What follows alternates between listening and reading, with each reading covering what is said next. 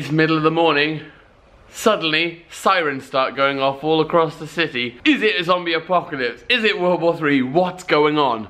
As you can see, false alarm. Not the end of the world. World War III hasn't started.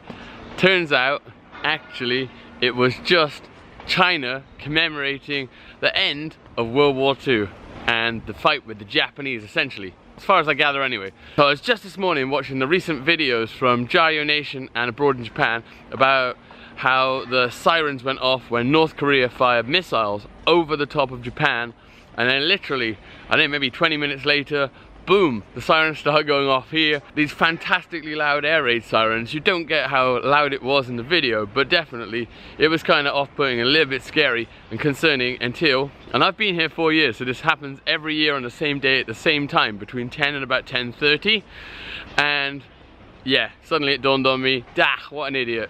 Never mind, hey, anyway, panic over, that's it.